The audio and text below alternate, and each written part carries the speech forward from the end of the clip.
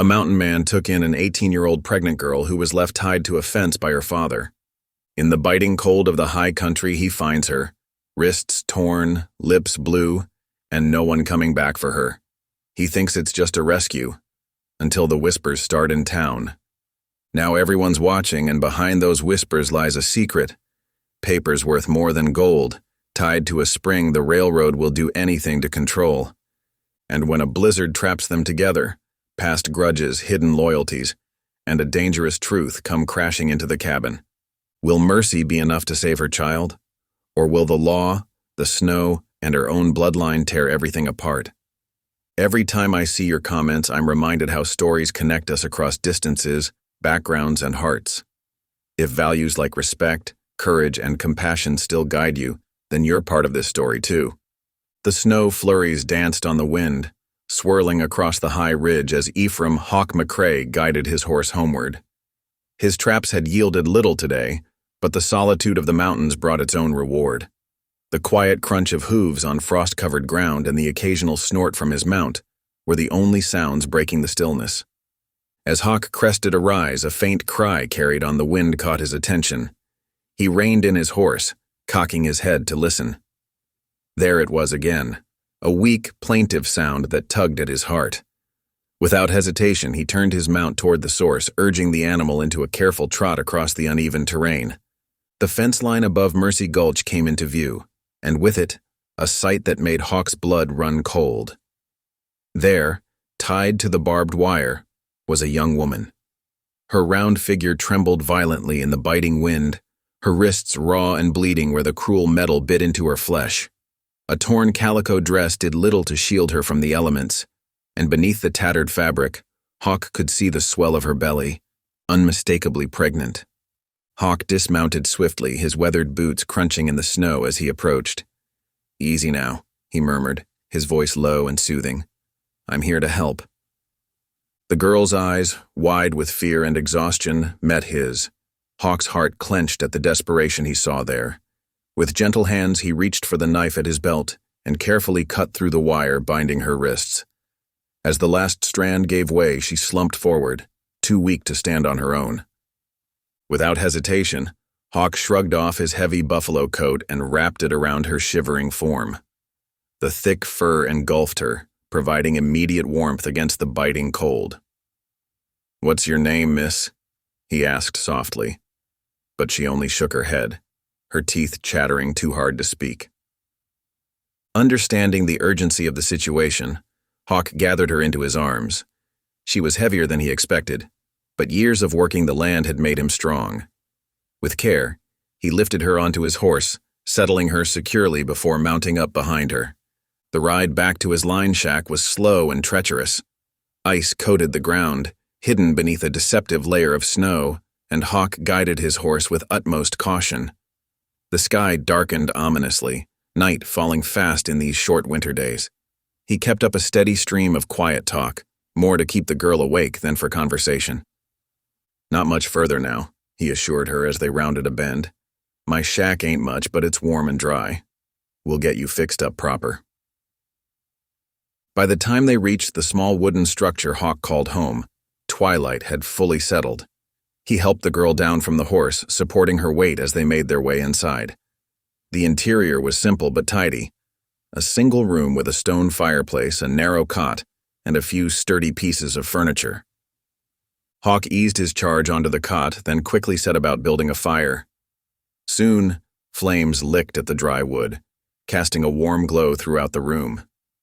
He hung a pot of water over the fire to heat, then turned his attention back to the girl. "Think you can manage some broth?" he asked, reaching for a tin of preserved soup he kept for emergencies.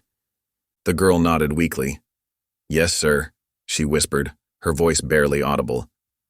I'm 18, and I'm fine to manage." The words seemed to cost her great effort. Hawk's brow furrowed at her claim of age. She looked younger to his eyes, but he didn't press the issue. Instead, he busied himself preparing the broth, allowing it to warm as he gathered what few medical supplies he had on hand. As night fully descended outside, the cries of coyotes echoed across the valley. Inside the shack, however, a fragile warmth had begun to take hold. Hawk helped the girl sit up, supporting her as she sipped at the steaming broth.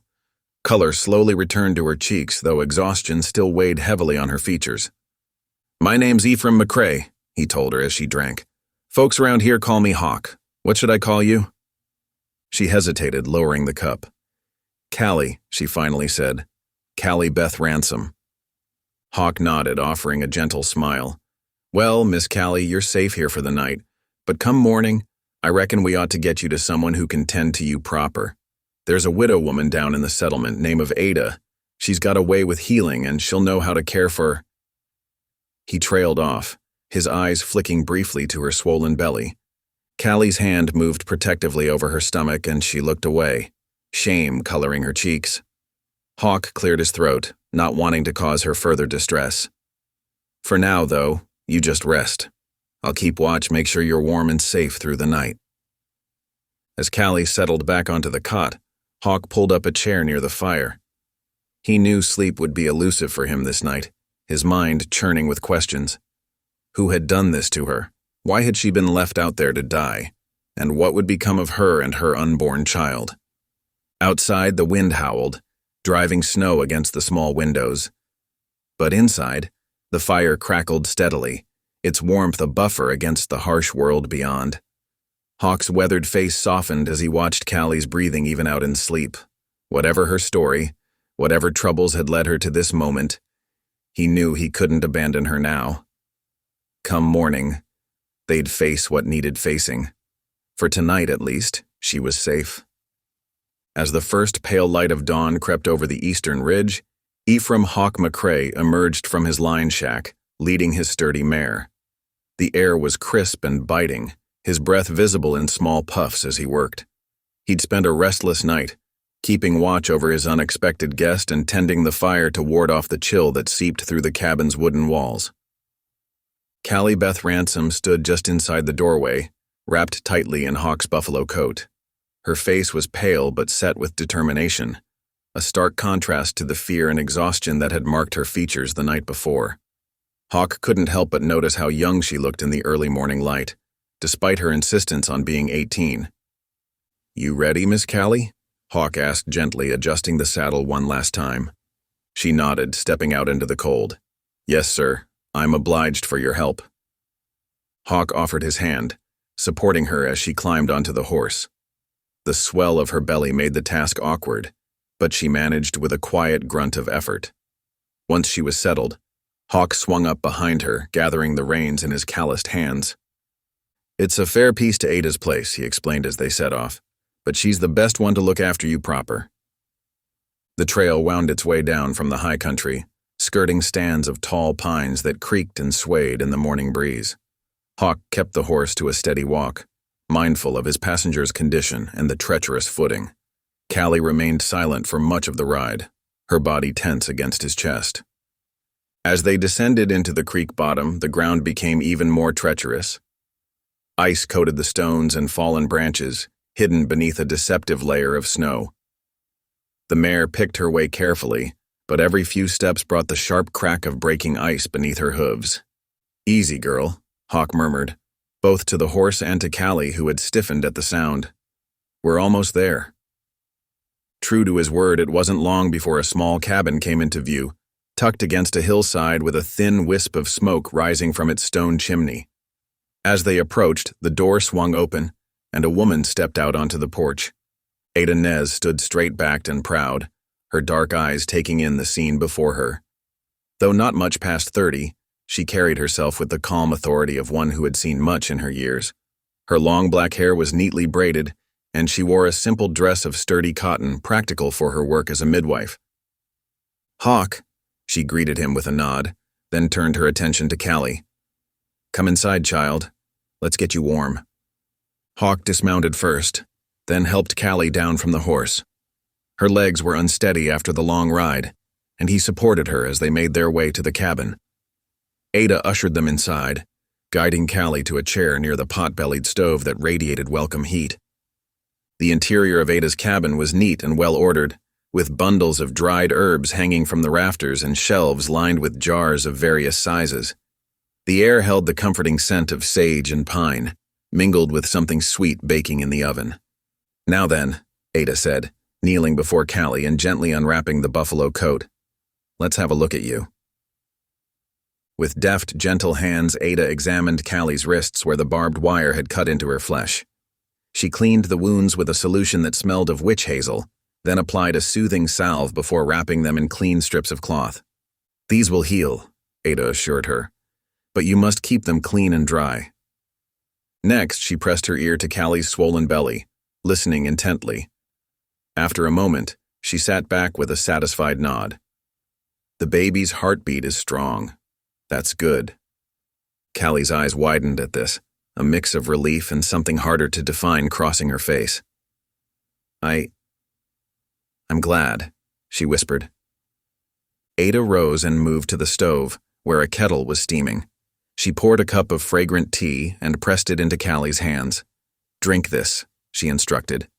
"It will help with any aches and give you strength." As Callie sipped the warm liquid, color began to return to her cheeks. She straightened in her chair, a flicker of pride entering her voice. "I'm 18, she stated, as if daring anyone to contradict her. "And I'll soon manage on my own. I don't mean to be a burden." Hawk, who had been standing back to give the women space, felt a wave of relief wash over him. Callie was warm now, fed, and under skilled care. It seemed his part in this unexpected drama was drawing to a close. "Well," he said, clearing his throat, "I reckon I ought to be heading back to my line shack. Got traps to check and such?" Ada turned to him, her expression unreadable. "Of course, Hawk. Thank you for bringing her here."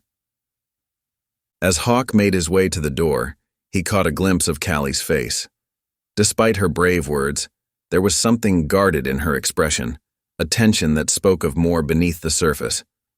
But that, he told himself, was no longer his concern. Outside, Hawk mounted his horse, adjusting his hat against the cold. As he turned the mare's head back toward the trail, he noticed the sky had darkened. Soft flakes of snow began to fall, a quiet veil descending across the landscape. With a final nod to Ada, who stood watching from her doorway, Hawk urged his horse forward. The snow muffled the sound of hoofbeats as he rode away, leaving behind the mystery of Callie Beth Ransom and the feeling that perhaps his role in this story wasn't quite as finished as he'd thought. But for now there were traps to check and the solitude of the high country calling his name. Whatever troubles lay behind him in Ada's cabin, they would have to wait for another day. 2 days after leaving Callie in Ada's care, Ephraim Hawk McCrae rode his mare down the winding trail into Mercy Gulch. The small frontier town nestled in the valley, a collection of wooden buildings and muddy streets that served as a hub for trappers, ranchers, and the occasional prospector. The air was crisp, carrying the scent of wood smoke and fresh-baked bread from the boarding house. Hawk's saddlebags were heavy with pelts, the fruits of his labor in the high country. He guided his horse toward Jeb's Mercantile, the town's general store and trading post. As he approached, something caught his eye, a fresh handbill fluttering on the door, its corners curling in the breeze. Dismounting, Hawk stepped closer to read the bold black letters. Mountain Man took in 18-year-old pregnant girl who was left tied to a fence by her father. The words hit Hawk like a punch to the gut. He stood frozen, staring at the paper as if it might change before his eyes. His mind raced, piecing together the implications. Someone had seen him with Callie, had drawn their own conclusions, and now the whole town was buzzing with the story. With a deep breath, Hawk pushed open the door and stepped inside the Mercantile. The familiar smell of leather, tobacco, and dried goods filled his nostrils. But something was different. Conversations hushed as he entered, and he felt the weight of curious stares on his back. Jeb, the shopkeeper, nodded to him from behind the counter. "Afternoon, Hawk. What can I do for you?" Hawk moved through the store, pretending not to notice the whispers that followed him. He gathered the supplies he needed, coffee, flour, salt pork, and brought them to the counter along with his pelts. "Just the usual trade, Jeb," Hawk said, his voice low and steady. As Jeb tallied up the exchange, Hawk could hear snippets of conversation behind him. That poor girl. Always knew he was a strange one. What kind of man would... Hawk's jaw clenched, but he kept his face neutral. He'd lived on the fringes of society for years, content with his solitude. But now, That carefully maintained distance was crumbling, and he found himself at the center of a storm he never asked for. "Here you go, Hawk," Jeb said, sliding a small pouch of coins across the counter. "Difference on the trade." Hawk nodded his thanks, gathered his supplies, and turned to leave. The store had grown unusually quiet, every eye following his movements. He pushed through the door, eager to escape the suffocating atmosphere. Outside, Hawk took a deep breath of the cold mountain air, trying to clear his head. He was so distracted that he almost walked right into Reverend Silas Boone, who stood waiting on the boardwalk. "Afternoon, Hawk," the preacher said, his voice soft but firm. Reverend Boone was a man in his 60s with a lined face that spoke of both laughter and sorrow. His eyes were kind but sharp, missing little. He'd been riding the circuit in these parts for decades, bringing the word of God to isolated homesteads and rough mining camps alike. "Reverend?" Hawk nodded, already turning to his horse. "A moment, if you please," Boone said, placing a gentle hand on Hawk's arm. "Walk with me?" Reluctantly, Hawk fell into step beside the older man. They moved away from the mercantile, their boots echoing on the wooden boardwalk. "I reckon you've seen the handbill," Boone began. Hawk grunted in affirmation. The preacher sighed. "People talk, Hawk. It's the nature of small towns. But I want you to know something." He paused, making sure he had Hawk's full attention. "Son, mercy is a road you walk all the way." Hawk looked at him, confused. "What do you mean by that, Reverend?" Boone's eyes were serious. "I mean that what you did for that girl, Callie Beth Ransom, isn't it? That was an act of mercy.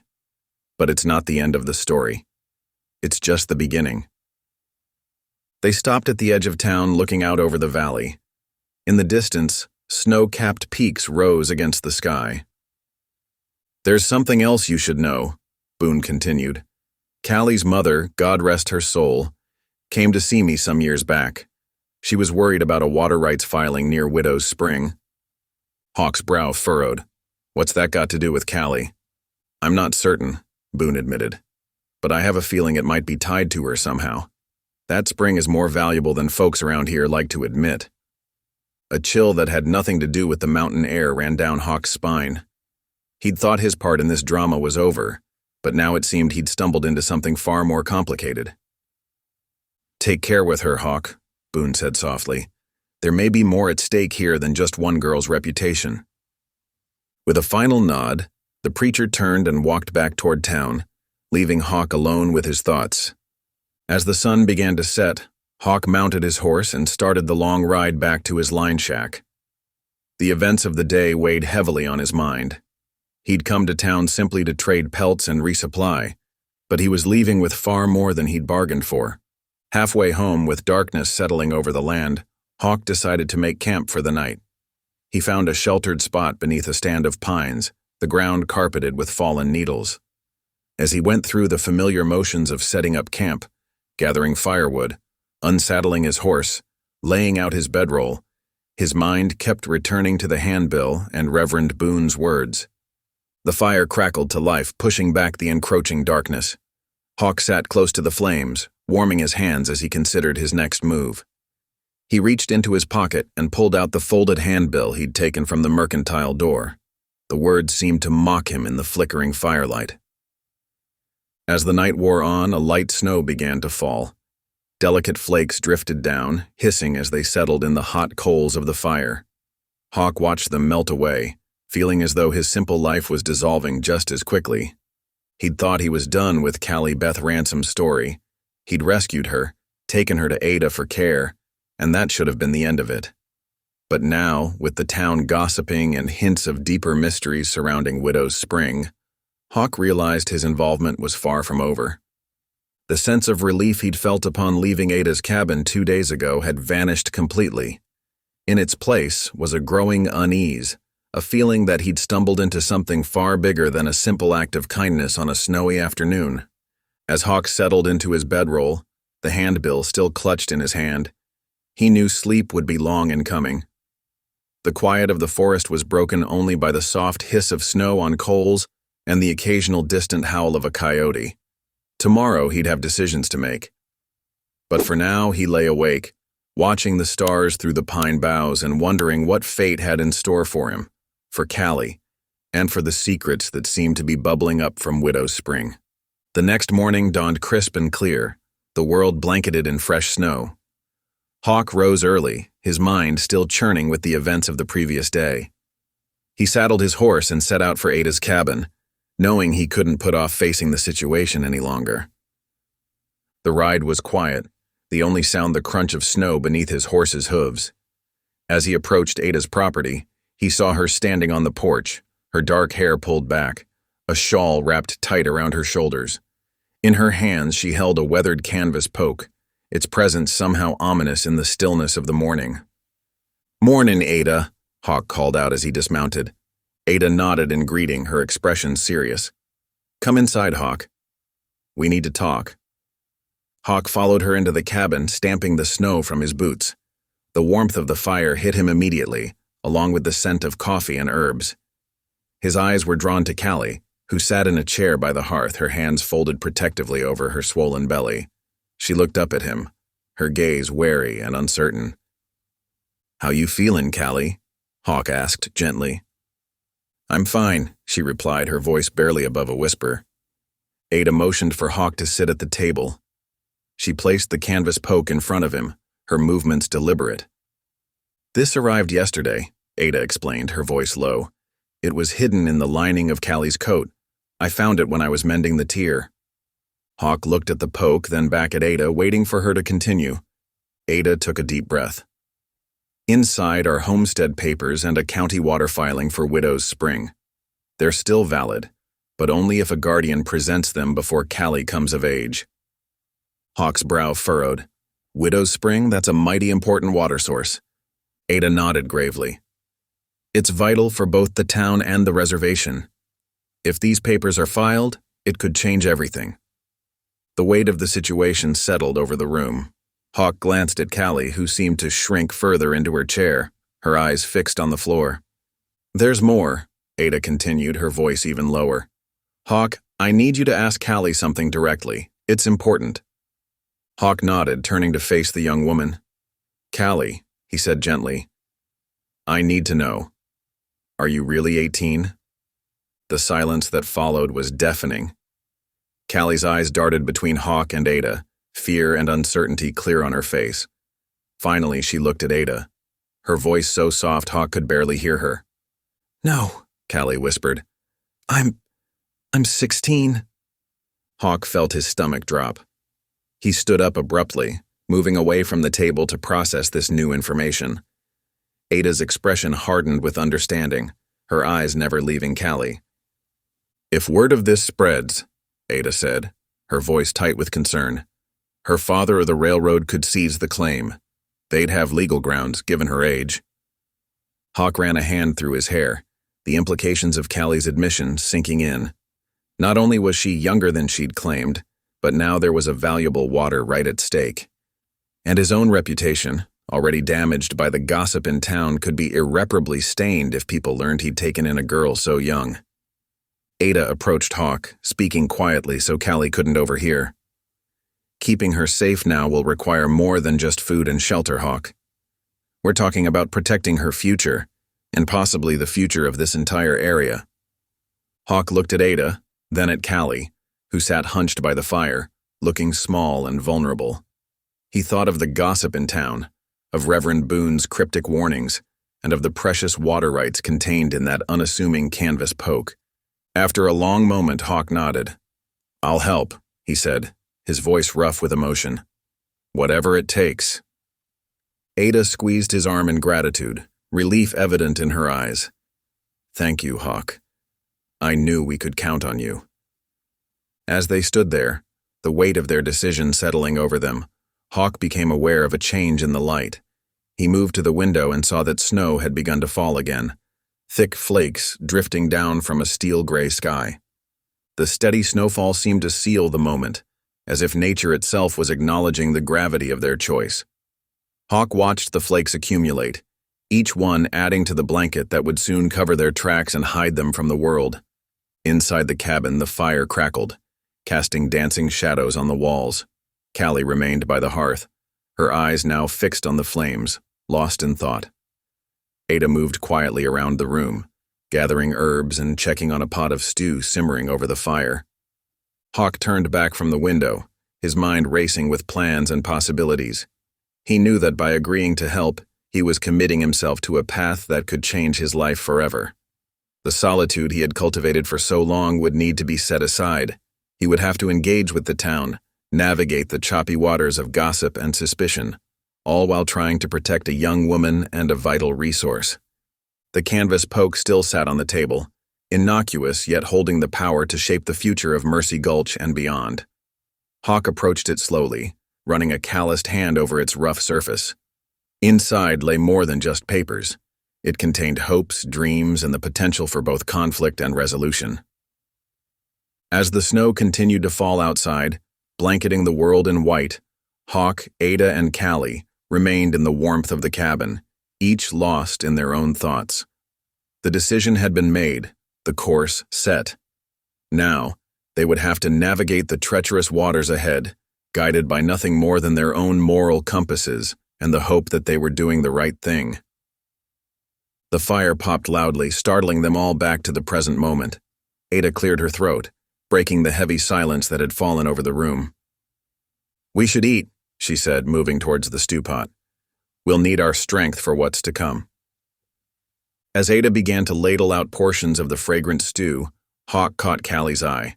For a brief moment, he saw a flicker of hope in her gaze, quickly replaced by fear and uncertainty. He offered her a small, reassuring smile, silently promising that he would do everything in his power to keep her safe. Outside, the snow continued to fall, erasing the world they had known and preparing the canvas for the story they were about to write together. The snow had deepened considerably in the days following Hawk's decision to help Callie. The world outside seemed to shrink, leaving only the line shack, the corral, and the well-worn path that Ada traveled daily. Hawk had reasoned that his remote cabin would be the safest place for Callie, far from the prying eyes of town and the reach of her father's men. On a crisp morning, Hawk stood by the woodpile, demonstrating to Callie the proper way to stack logs. His movements were slow and deliberate, ensuring she could follow along. "See here," he said, his breath visible in the cold air. "You want to lay them crosswise like this. It lets the air flow through, helps them dry faster." Callie nodded, her brow furrowed in concentration as she mimicked his actions. Her gloved hands were clumsy at first, but she soon found a rhythm. As they worked, she glanced up at the snow-capped peaks in the distance. "Mr. McCrae," she said softly, "what's it like up there in those mountains?" Hawk paused, following her gaze. "It's quiet," he replied after a moment. "Peaceful-like. The air's so clear you can see for miles on a good day." Callie's eyes sparkled with curiosity. "Have you ever been to the very top?" "Once or twice," Hawk nodded. "It's a sight to behold, I tell you. Makes a man feel small in the best way possible." As they continued stacking wood, Hawk found himself sharing more about his life in the mountains. Callie listened intently, her earlier shyness giving way to genuine interest. Inside the cabin, evenings passed quietly by lamplight. Hawk sat in his worn leather chair, methodically mending his traps. The familiar work kept his hands busy while his mind churned over their precarious situation. Across the room, Callie occupied herself with small tasks Ada had suggested to keep her active but not overly strained. One evening, as Hawk worked on a particularly stubborn trap spring, a soft sound caught his attention. Callie had begun to hum, her voice barely above a whisper. He recognized the tune as an old hymn, one he'd heard in church services years ago. "That's pretty," Hawk said, not wanting to startle her. "Where'd you learn that?" Callie's cheeks flushed slightly. "My mama taught me. We used to sing it together on Sundays." Hawk nodded, a small smile tugging at his lips. "Well, don't stop on my account. It's nice to have a bit of music in here." From that evening on, Callie's soft humming became a regular accompaniment to their quiet nights, filling the cabin with a warmth that went beyond the crackling fire. Ada's daily visits were a welcome break in their routine. She arrived each morning, her basket laden with herbs and supplies. Her calm presence and skilled hands were a comfort to Callie, whose pregnancy was progressing steadily. One afternoon, as Ada prepared to leave, Hawk noticed her struggling with the gate latch. Without a word, he retrieved his tools and set about repairing the hinge. Ada watched him work, a look of gratitude in her dark eyes. "Much obliged, Hawk," she said as he finished. "That's been giving me trouble for days." Hawk shrugged, suddenly feeling a bit self-conscious. "Least I could do. You've been a real help to us." The next day, Ada arrived with a small bundle wrapped in cloth.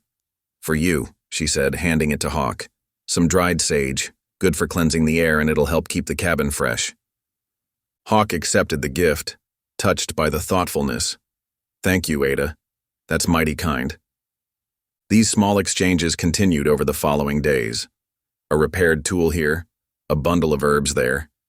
Each gift, though simple, carried a weight of gratitude and growing trust between them. As the snow continued to fall, blanketing the world outside in white, Hawk found himself reflecting on the strange turn his life had taken. He'd always been a solitary man, more comfortable with the company of trees and mountains than people. Now he found himself responsible for a young woman's safety and future. One evening, as they sat down to a simple supper of beans and cornbread, Hawk surprised himself by clearing his throat awkwardly. "Mind if I say grace?" he asked, his voice gruff with disuse. Callie and Ada exchanged a quick glance before nodding. Hawk bowed his head, his words coming slowly at first, then gaining strength.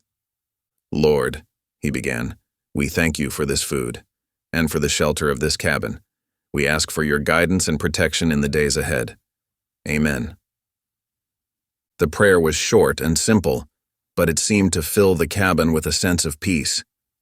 Callie's eyes shone with unshed tears, while Ada reached across the table to squeeze Hawk's hand briefly. From that night on, Hawk's awkward but sincere prayers became a part of their daily routine. In the quiet moments that followed, a slow, fragile trust began to grow between the three of them. Days passed in this manner, each one much like the last. The world outside the cabin faded into a blur of white, broken only by Ada's daily visits and the occasional glimpse of wildlife venturing close to the cabin.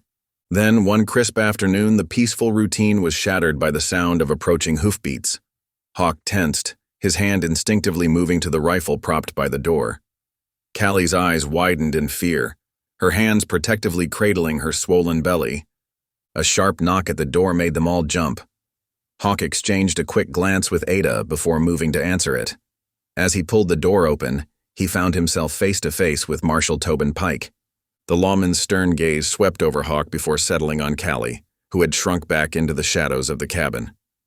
"McCrae," Pike said, his voice curt, "I've got some questions for you about the girl you're harboring here." Hawk felt his jaw tighten. "She ain't being harbored, Marshal. She's here of her own free will." Pike's eyes narrowed. "That's so?" "Because I've got folks in town mighty concerned about her whereabouts. Her father's been asking questions." Before Hawk could respond, Ada stepped forward, her presence commanding despite her small stature. "Marshal Pike," she said, her voice calm but firm. "Callie is here under my care as a midwife. She's in no danger and she's exactly where she needs to be." Pike's gaze shifted between Ada and Hawk, doubt clear in his eyes. "Is that how it is?" "That's exactly how it is," Ada replied, not backing down. For a long moment, tension crackled in the air. Then, with a grunt, Pike turned back to his horse. "I'll be keeping an eye on this situation, McCrae," he called over his shoulder. "Don't think this is the end of it." As the sound of Pike's horse faded into the distance, Hawk closed the door, his mind racing. He caught Ada's eye, seeing his own concern mirrored there. Pike's visit had shattered their illusion of safety, reminding them all too clearly of the pressures building outside their small, snowbound world. Callie sat huddled in her chair, her face pale. "He'll come back, won't he?" she whispered. Hawk moved to her side, placing a reassuring hand on her shoulder. "Don't you worry," he said, his voice gruff but kind. "We'll figure this out. You're safe here with us." As the afternoon light faded, casting long shadows across the cabin floor, the three of them sat in silence, each lost in their own thoughts.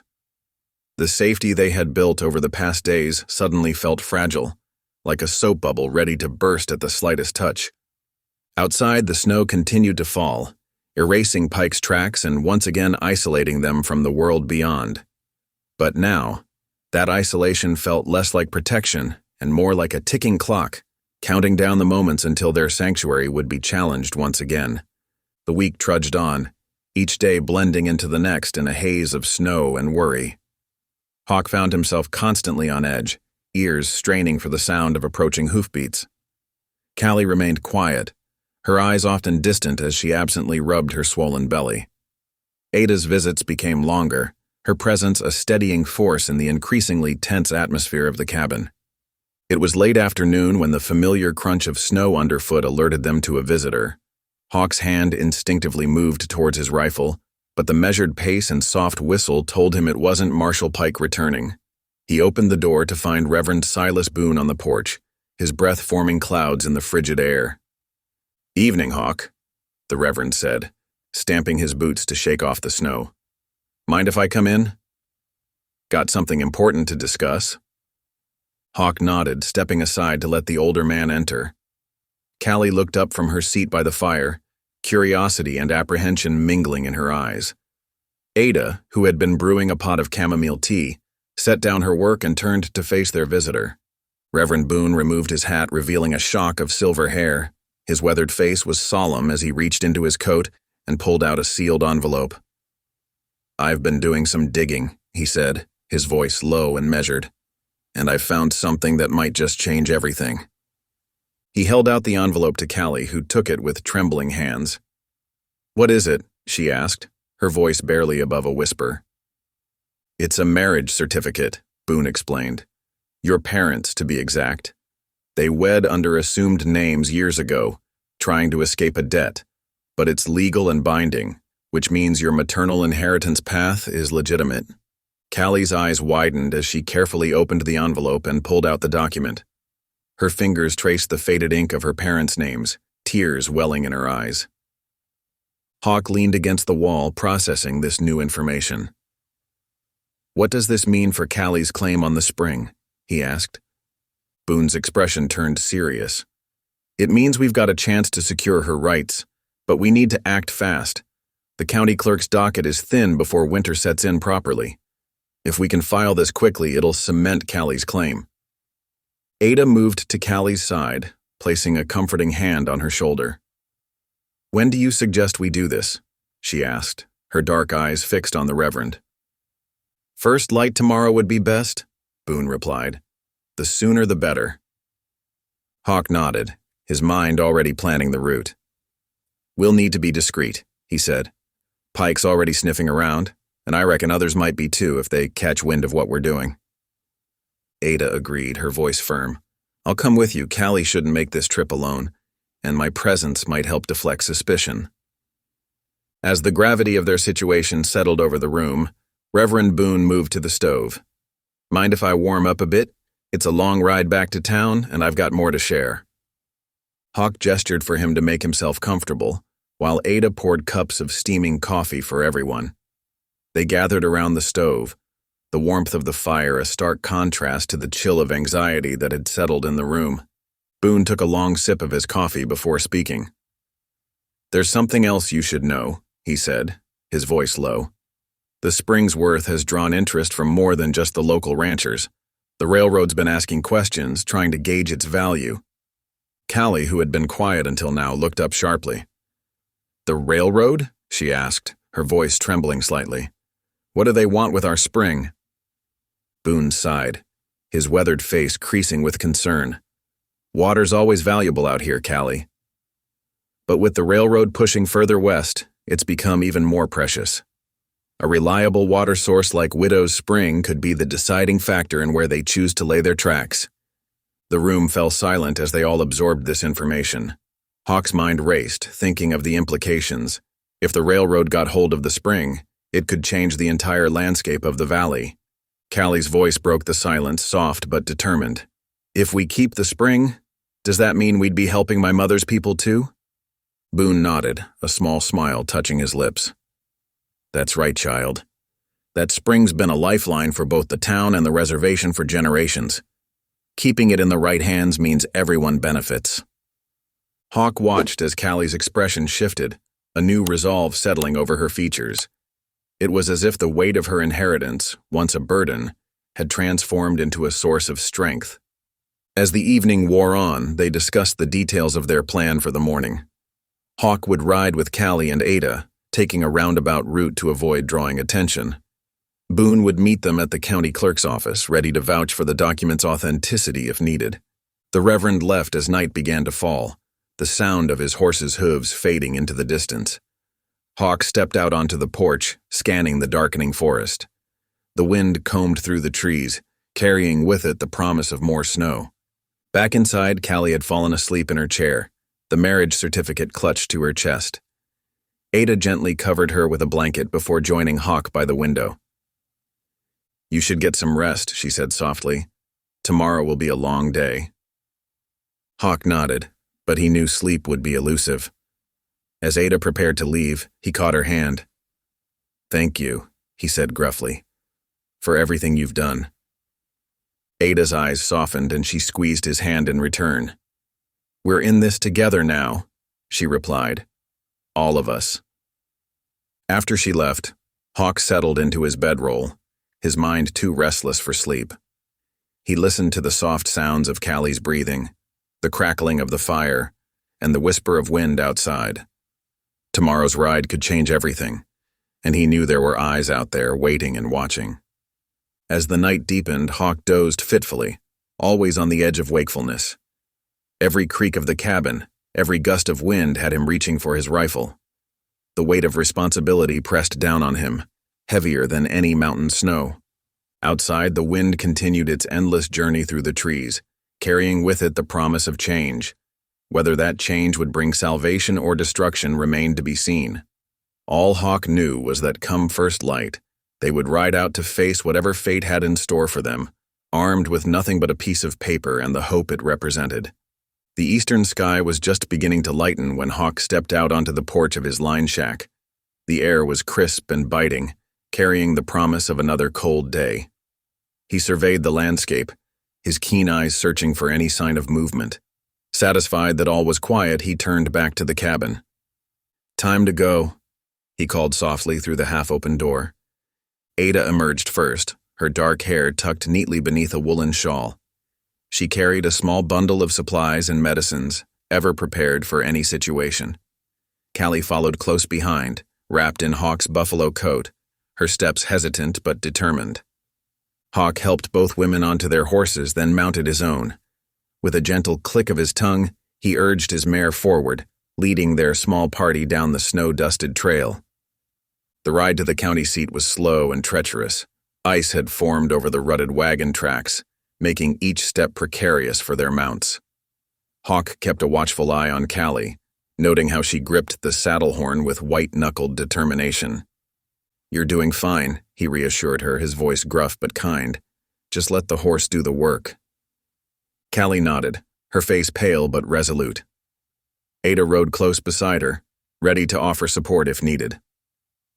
As they approached the river crossing, Hawk dismounted to test the ice. It was thin, barely strong enough to hold their weight. He led the horses across one by one, the ice creaking ominously beneath their hooves. Callie held her breath until they reached the far bank, exhaling in a cloud of vapor. The sun had climbed higher in the sky by the time they reached the outskirts of town. Hawk's eyes scanned the streets, alert for any sign of trouble. He nodded to Ada, who understood his unspoken message. "Come on, Callie," Ada said gently, helping the girl down from her horse. "Let's get those papers filed." Hawk watched as the two women made their way to the clerk's office, then turned his attention back to the street. He tied the horses to a hitching post and leaned against a nearby wall, his posture casual, but his senses on high alert. Inside the clerk's office, Callie clutched the envelope containing her parents' marriage certificate. The clerk, a woman with graying hair and kind eyes, looked up from her desk. "Can I help you?" she asked, her voice warm and welcoming. Ada stepped forward, placing a reassuring hand on Callie's shoulder. "We're here to file some important papers," she explained. The clerk nodded, gesturing for them to approach. Callie handed over the envelope with trembling hands. The clerk carefully examined the contents, her brow furrowed in concentration. After what felt like an eternity to Callie, the clerk looked up and smiled. "Everything seems to be in order," she said, reaching for her stamp. With a firm press, she marked the documents official. "Your trust is now filed, my dear." Relief washed over Callie like a warm wave. She turned to Ada, tears glistening in her eyes. Ada squeezed her hand, her own expression one of quiet triumph. As they stepped back out onto the street, Hawk straightened, reading the good news in their faces. "All done?" he asked. Ada nodded. "It's official," she replied. "Callie's claim is secure." Hawk allowed himself a small smile, the tension in his shoulders easing slightly. "Good," he said. "Now let's get those supplies and head back." They made their way to the mercantile, the bell above the door jingling as they entered. As Hawk gathered the items they needed, Callie found herself drawn to a display of soft blankets. She ran her fingers over the fabric, imagining wrapping her baby in such warmth. A group of women gathered around a quilt frame in the corner looked up at the newcomers. One of them, a plump, motherly figure, approached Callie with a warm smile. "You must be the young lady we've heard about," she said kindly. "We're having a blessing supper at the church this evening. Why don't you all join us?" Callie looked to Hawk and Ada, uncertainty in her eyes. Hawk hesitated, his instinct to avoid attention warring with his desire to see Callie accepted by the community. Ada met his gaze, a silent understanding passing between them. "That's very kind of you," she said to the woman. "We'd be honored to attend." As they left the mercantile, supplies in hand, Hawk felt a mix of apprehension and something else, a warmth he couldn't quite name. The idea of sitting down to a meal with townsfolk was foreign to him, but seeing the hopeful look on Callie's face, he knew they had made the right decision. The day passed quickly, and as evening fell, they made their way to the small white church on the edge of town. Lamplight spilled from its windows, casting a warm glow on the snow-covered ground. Hawk hesitated at the door, suddenly feeling out of place. He removed his hat, running a hand through his hair nervously. Ada appeared at his side, her presence steadying. "It'll be all right," she murmured, her hand brushing his arm lightly. Inside, the church hall was filled with the aroma of hearty stew and freshly baked cornbread. Tables were set with mismatched plates and cups, giving the room a homey feel. The townsfolk greeted them warmly, ushering them to seats of honor near the front. As they settled in, Callie looked around in wonder. Tears welled in her eyes at the kindness shown by these strangers. Hawk, watching her, felt a lump form in his throat. He'd done what he could to protect her, but this acceptance and warmth, was something he couldn't have provided on his own. The meal was simple but delicious, the conversation flowing easily around them. Hawk found himself relaxing, even contributing to the discussion now and then. He watched as Callie slowly opened up, sharing a shy smile with the woman next to her. As the evening drew to a close, people began to filter out into the cold night air. Hawk lingered in the doorway, hat in hand, as Callie said her goodbyes. Ada joined him, her eyes reflecting the starlight. "Thank you," Hawk said softly, his words meant for her ears alone, "for convincing me to come." Ada smiled, her expression warm. "It was good for all of us," she replied. They stood in comfortable silence for a moment, watching their breath form clouds in the frosty air. Hawk turned to face her, his heart suddenly pounding. "Ada," he began, his voice gruff with emotion. "Once the baby's safe and all this settles, I was wondering if you'd let me court you proper." Ada's eyes widened slightly, then softened. She reached out, her hand finding his. "I'd like that, Hawk," she said quietly. "Very much." As Callie joined them, ready to head back to the cabin, Hawk felt a sense of peace settle over him. The road ahead was still uncertain, but for the first time in a long while, he felt hope blooming in his chest. Hope for Callie, for the baby, and for a future he'd never dared to imagine for himself. The next morning dawned crisp and clear, a thin layer of frost coating the grass around Hawk's cabin. He stepped out onto the porch, coffee mug in hand, and surveyed the landscape. The mountains loomed in the distance, their peaks already dusted with snow. As he sipped his coffee, Hawk noticed a figure on horseback approaching from the direction of town. As the rider drew closer, Hawk recognized him as one of the hands from the Ransom Ranch. The young man dismounted, his face grim as he approached. "Mr. McCrae," he said, touching the brim of his hat, "I've got news you ought to hear." Hawk set his mug down on the porch railing, giving the ranch hand his full attention. "What is it, son?" The young man shifted uncomfortably. "It's about Deacon Ransom and Widow's Spring. He's gone and signed a leasing intent with the railroad. They're aiming to pipe the water straight to the depot." Hawk's jaw tightened. This was troubling news indeed. "You're sure about this?" The ranch hand nodded. "Saw the papers myself. Deacon was bragging about it to anyone who'd listen." Hawk thanked the young man for the information, watching as he rode away. His mind raced with the implications of this development. If Ransom succeeded in his plan, it would not only threaten Callie's inheritance, but could also have devastating consequences for the surrounding community and the reservation. Throughout the morning, Hawk found himself distracted by worry. He went about his chores mechanically, splitting wood and checking his traps, all the while turning over the problem in his mind. He knew they needed to act, but how? As the afternoon wore on, Hawk spotted Ada's familiar figure making her way up the path to the cabin. He met her at the door, noticing the concern etched on her face.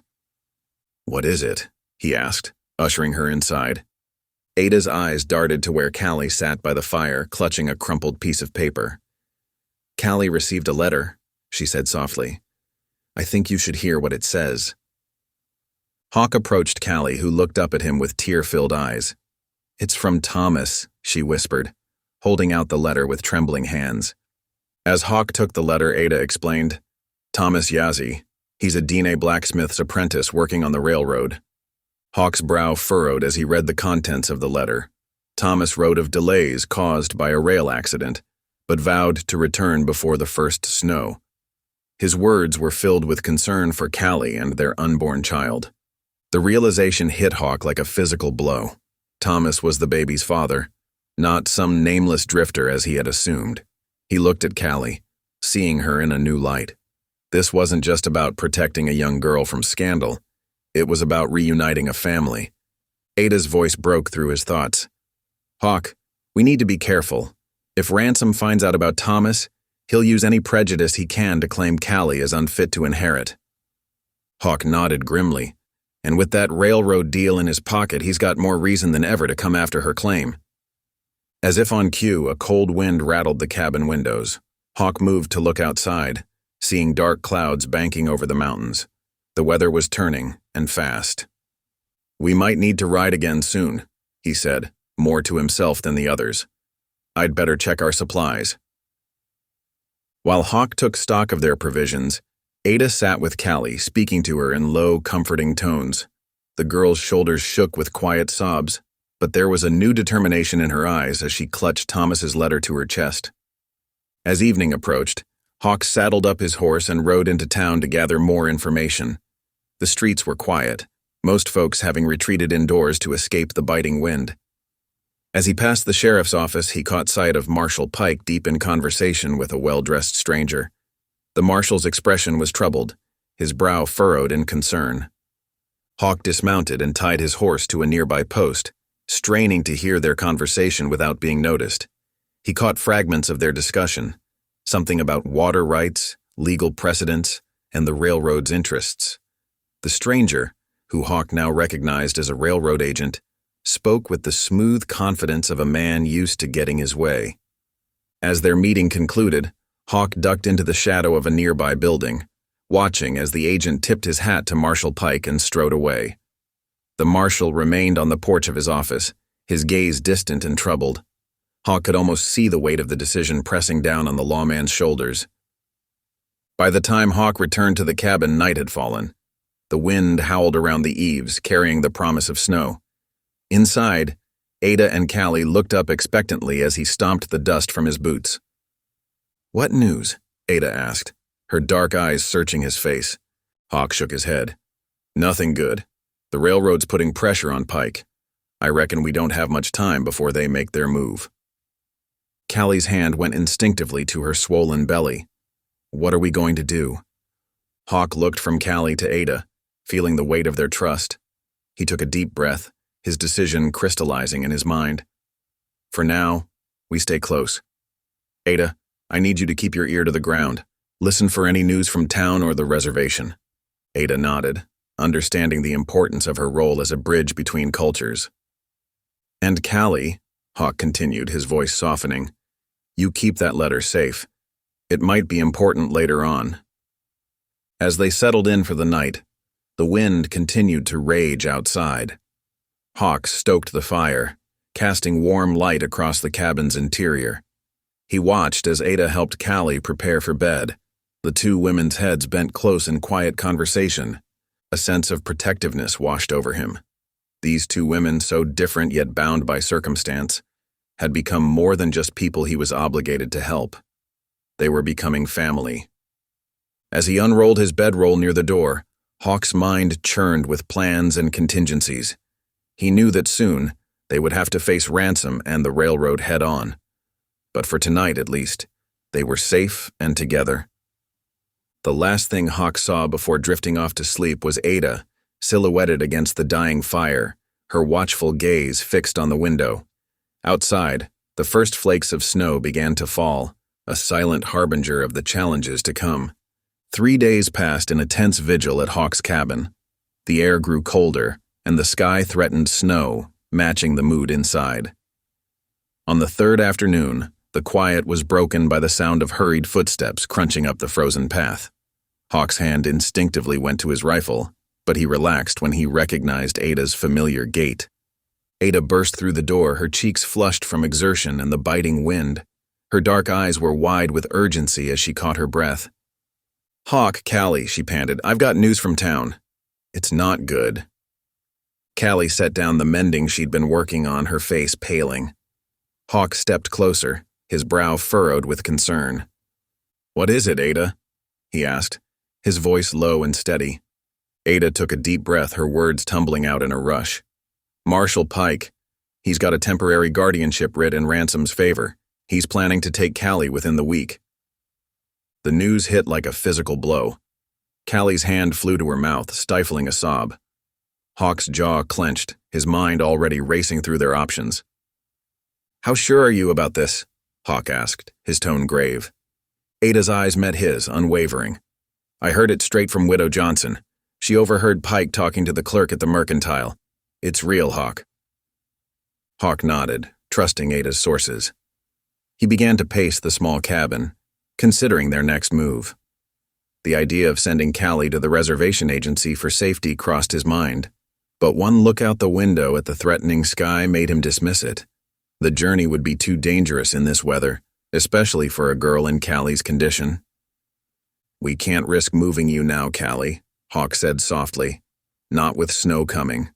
We'll have to prepare for them to come here. Callie nodded, her face a mixture of fear and determination. What can I do to help? Hawk managed a small smile at her courage.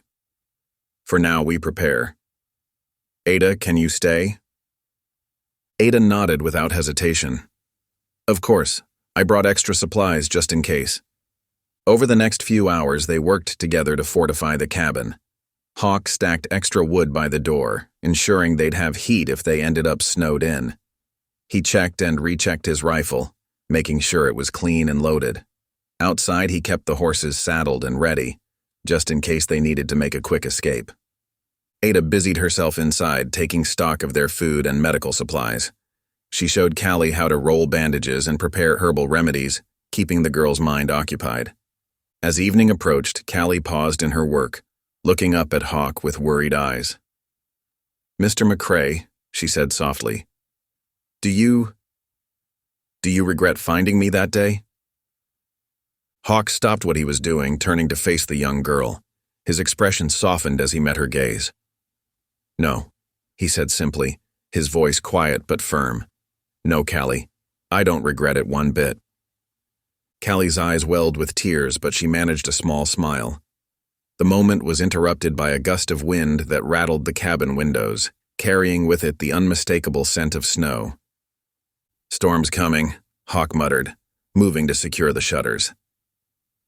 As night fell, Ada prepared a hearty stew, filling the cabin with comforting aromas. The three of them gathered around the table, the meal providing a brief respite from their worries.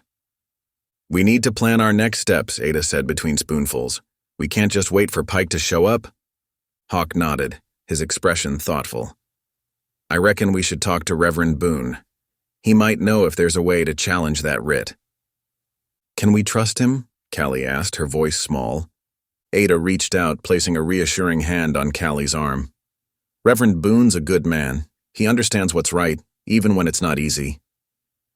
They agreed to seek out the Reverend at first light, hoping he might have some insight or influence that could help their cause.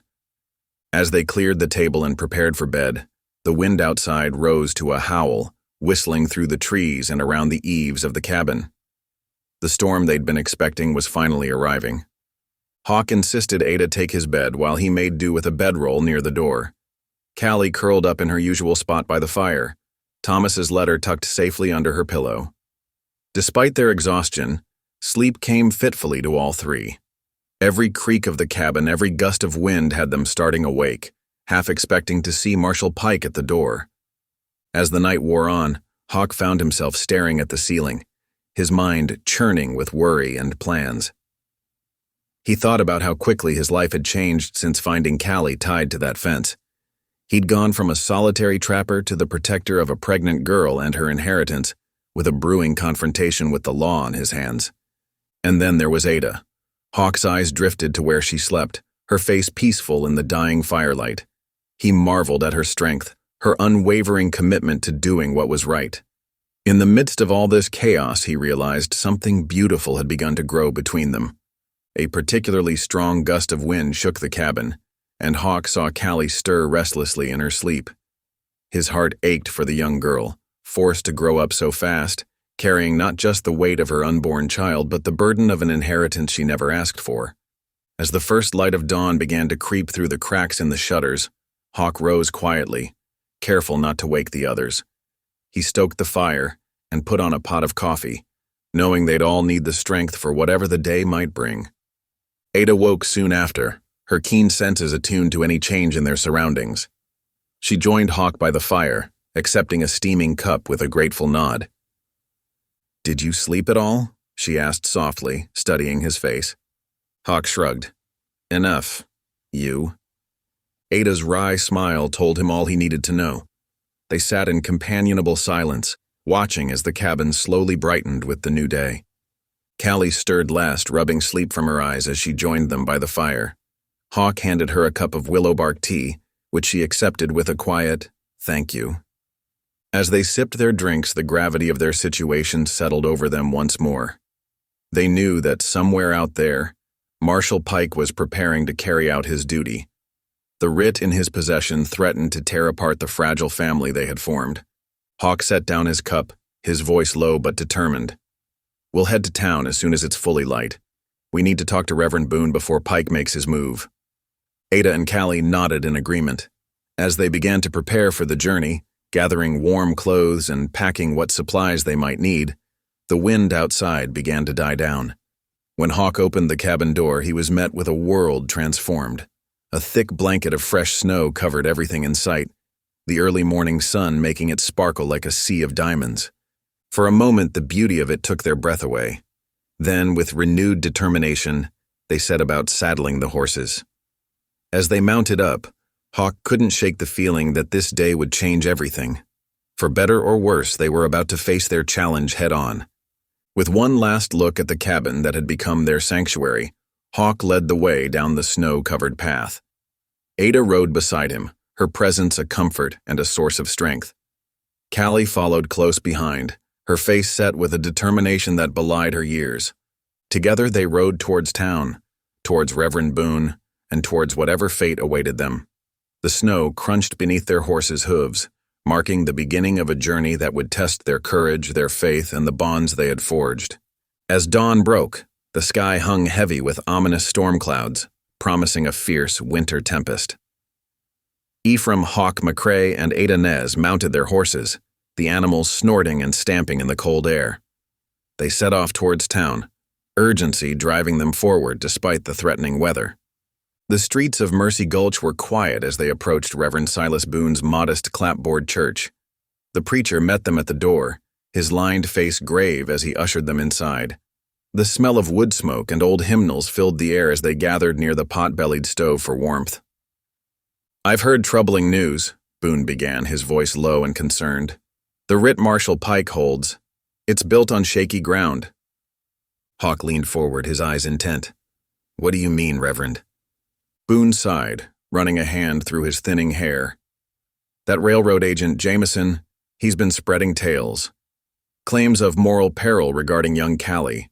It's all smoke and mirrors, but it's given them the leverage they needed for the temporary guardianship."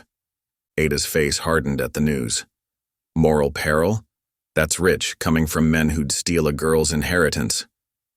"Aye," Boone nodded. "But here's the thing. If we can prove coercion, show that Jameson's been twisting arms and spreading lies, Pike might just drop the whole matter." Hawk stood, pacing the small room. "Proof won't be easy to come by. Jameson's slippery as an eel." "True," Boone agreed, "but Pike's a good man at heart. If we can cast enough doubt on Jameson's claims, it might be enough." They discussed strategies for a while longer, the wind outside growing stronger as they talked. Finally, with the promise of a storm bearing down, Hawk and Ada bid the preacher farewell and rode back to the cabin. As they crested the last hill, fat snowflakes began to fall, quickly obscuring the trail. Hawk helped Ada dismount, both of them hurrying inside to share the news with Callie. The young girl listened intently, her hand resting on her swollen belly. "So, we just need to show Marshal Pike that Mr. Jameson's been lying?" she asked, hope creeping into her voice. "It won't be simple," Hawk cautioned, "but it's a chance." As the afternoon wore on, the storm intensified. Snow fell in thick curtains, driven by howling winds that rattled the cabin's windows. Hawk stoked the fire, keeping a wary eye on the weather. It was as he was adding another log that he heard Callie's sharp intake of breath. He turned to see her doubled over, face contorted in pain.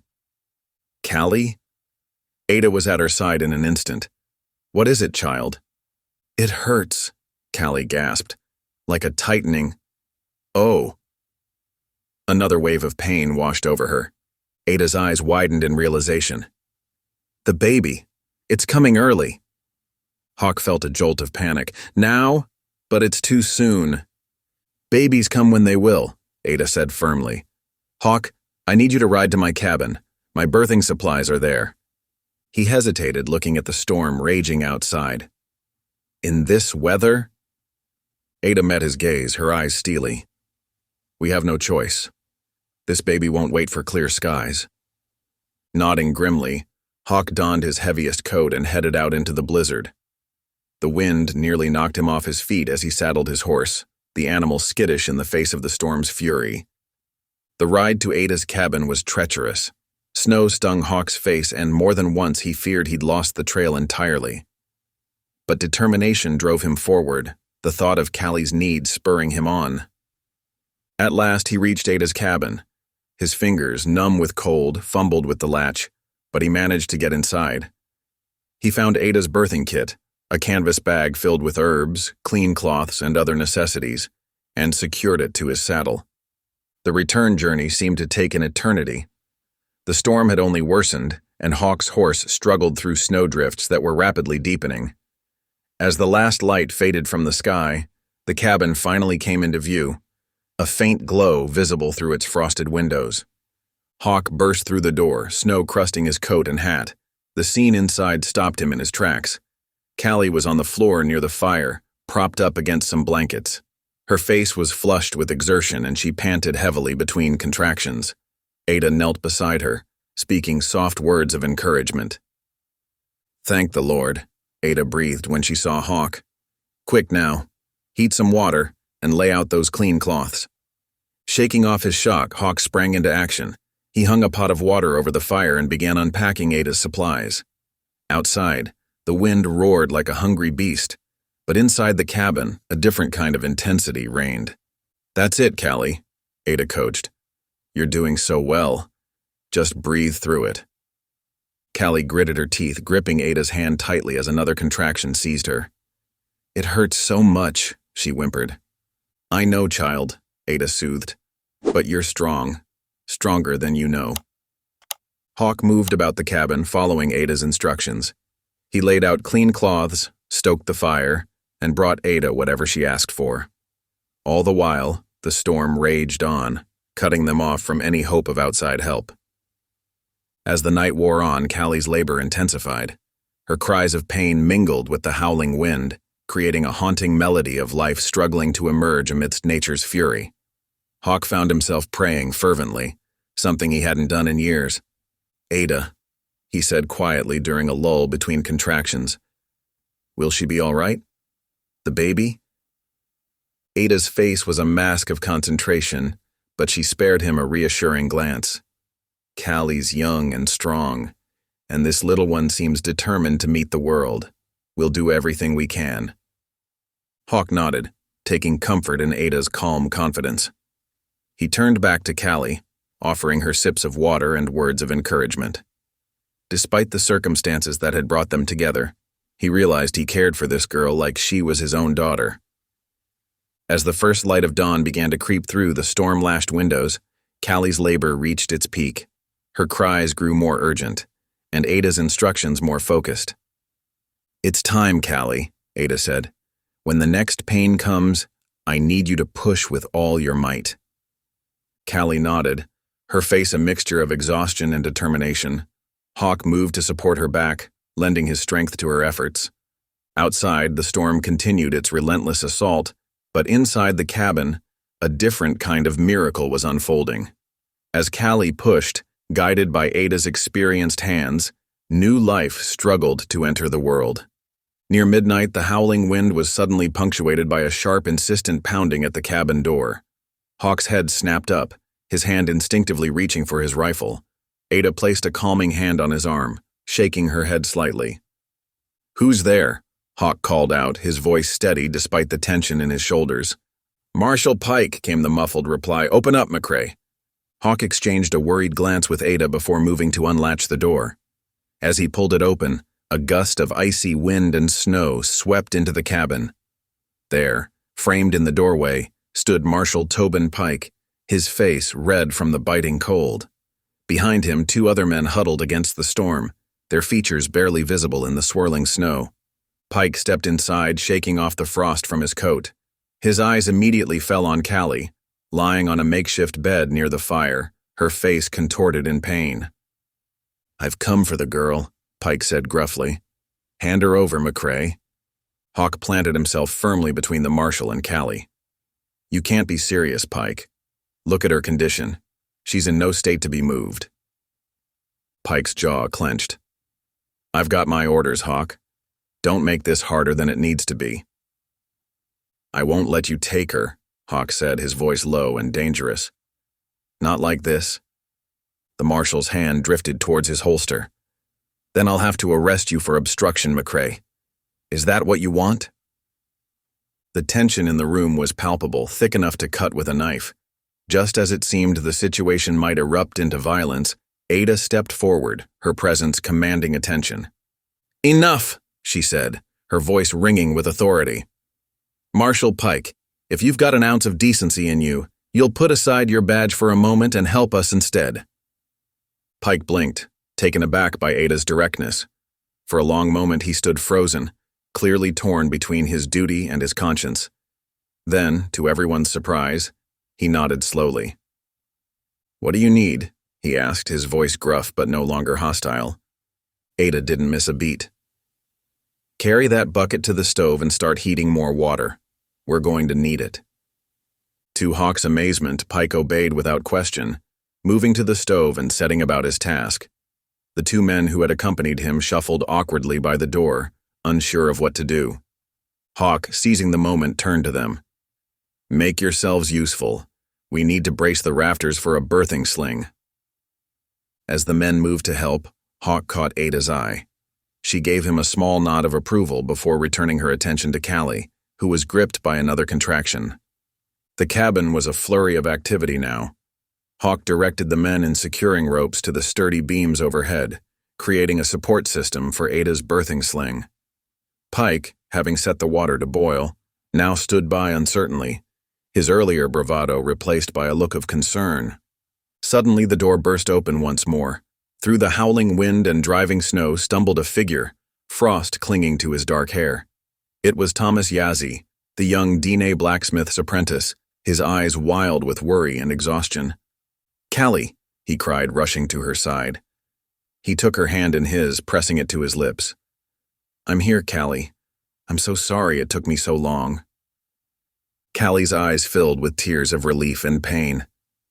"Thomas," she whispered, "you came."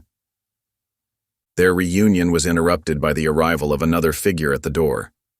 Deacon Ransom, Callie's father, stepped inside, shaking snow from his hat. His eyes narrowed as he took in the scene, particularly the sight of Thomas holding Callie's hand. For a moment it seemed as though Ransom might explode with anger.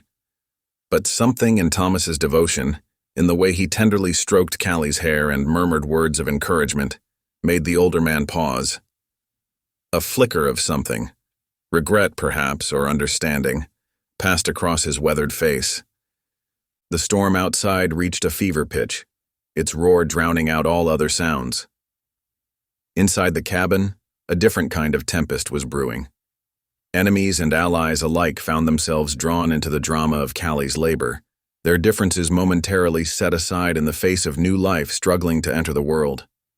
Ada moved with practiced efficiency, directing the impromptu team of helpers. "Thomas, support her back. Hawk, we need more clean cloths. Pike, bring that hot water here." Even Ransom found himself pressed into service, holding a lantern to provide better light as Ada worked. The cabin had become a crucible, forging unlikely alliances in the heat of shared purpose. Callie cried out as another contraction seized her, gripping Thomas's hand tightly. "I can't do this," she sobbed. "It hurts too much." "You can, my love," Thomas assured her, his voice steady despite the fear in his eyes. "You're the strongest person I know." Ada nodded approvingly. "He's right, Callie. You're doing wonderfully. Now, when the next pain comes, I need you to push with all your might." The storm outside seemed to reach a crescendo, matching Callie's efforts as she bore down. The cabin creaked and groaned under the assault of wind and snow, but held firm, an island of warmth and life in the midst of nature's fury. As midnight passed and a new day began, the occupants of the cabin found themselves bound together in a shared vigil. Former adversaries worked side by side, passing cloths and water, offering words of encouragement. The differences that had seemed so insurmountable mere hours ago now felt small in the face of the miracle unfolding before them. Through it all, Ada remained a calm center, her hands steady and her voice soothing as she guided Callie through her labor. Hawk marveled at her strength and skill, feeling a surge of admiration and something deeper, a feeling he hadn't allowed himself to acknowledge in years. The night wore on, each minute stretching into what felt like hours.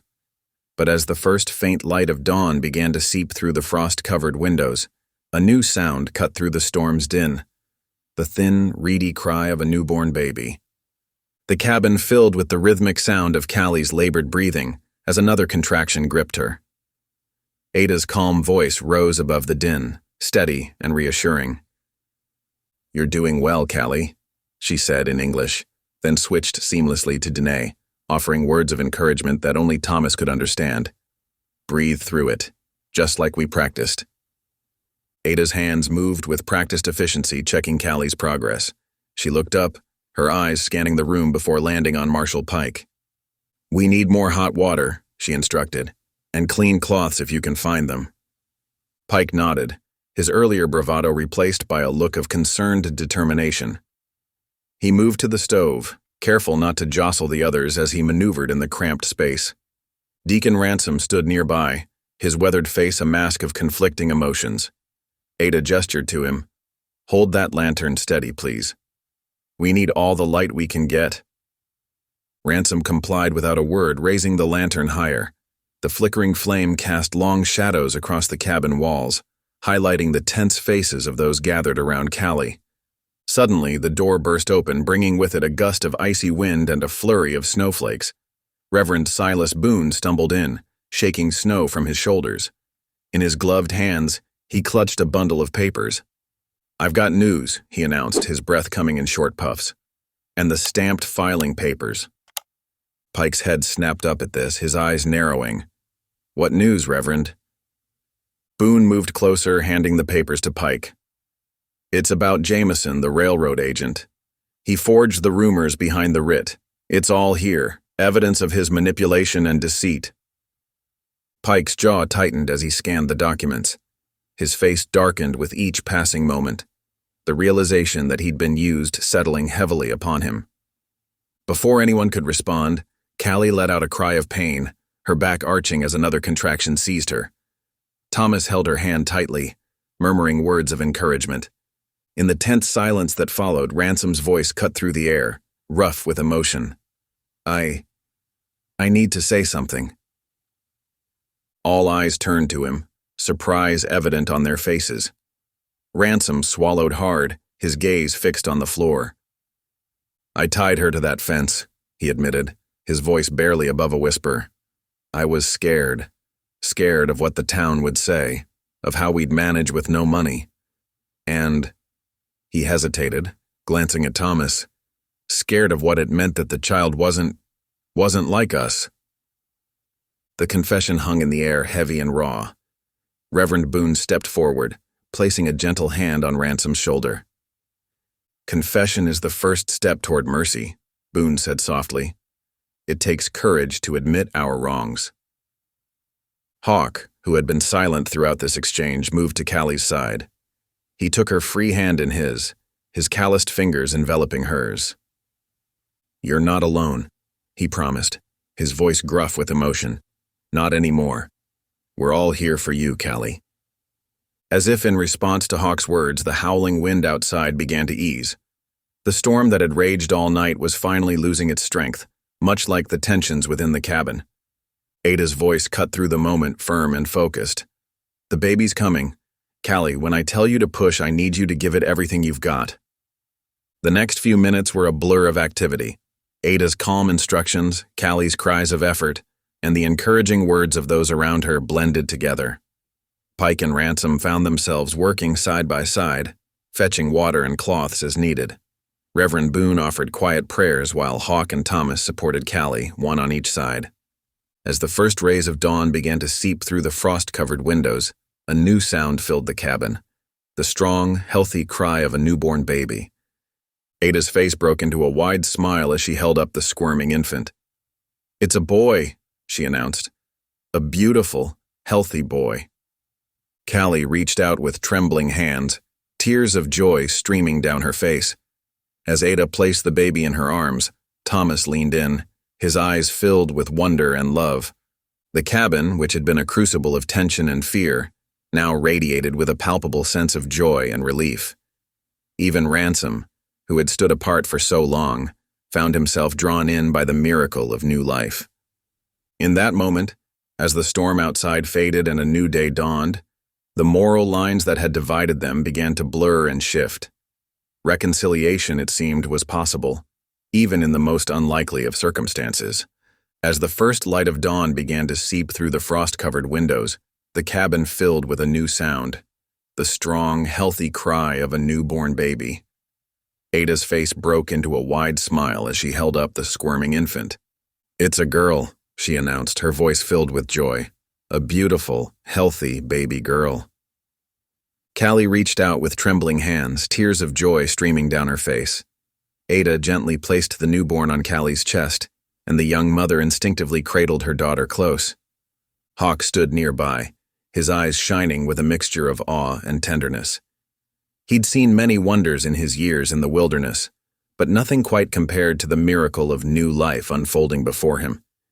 Even Marshal Pike, who had entered the cabin with such stern purpose, found himself affected by the moment. He turned away abruptly, ostensibly to check the stove, but those nearby caught a glimpse of him quickly wiping his eyes. The cabin, which had been filled with tension and the sounds of labor all night, now felt eerily still. The storm outside had finally broken, and a hushed reverence settled over the gathered group. Pike cleared his throat, breaking the silence. He reached into his coat and pulled out the guardianship writ that had caused so much trouble. With deliberate movements, he tore the paper in half, the sound sharp in the quiet room. "This ain't justice," he declared, his voice gruff but determined. "Never should have been issued in the first place." Reverend Boone nodded in agreement, placing a hand on Pike's shoulder. "You're doing the right thing, Marshal." Pike's jaw set in a firm line. "As soon as this storm clears, I'm heading back to town. Jameson's got some explaining to do. I aim to make a statement about using coercion and lies to manipulate the law." Deacon Ransom, who had been standing quietly to the side, stepped forward. His eyes were fixed on the baby, a mix of emotions playing across his weathered face. "May I?" He hesitated, then continued. "May I hold her?" Just for a moment. Callie looked up at him, then at Thomas, who gave a small nod. She carefully handed the baby to her father. Ransom cradled the infant with surprising gentleness. As he gazed down at his granddaughter, tears welled up in his eyes. After a long moment, he handed her back to Callie, his hands shaking slightly. "I've been a fool," he said softly, blinded by fear and pride. "But this little one, she deserves better. You all do." He turned to Reverend Boone. "I want to make this right. The spring, widow's spring, it shouldn't be mine to give away or sell. It belongs to all of us." Boone nodded encouragingly. "What do you propose, Deacon?" Ransom straightened his shoulders. "I'll sign it over, put it in a trust for the community. It's the least I can do to make amends." Over the next hour, as the baby nursed and the others rested from the long night, Ransom and Boone worked out the details. When they were done, Widow's Spring was placed into a community trust, with Ada and the church named as co-stewards. A significant share of the water rights would go first to the reservation agency each season, ensuring that all in the area would benefit. As the sun rose higher, casting warm light through the windows, the occupants of the small cabin looked at each other with new understanding.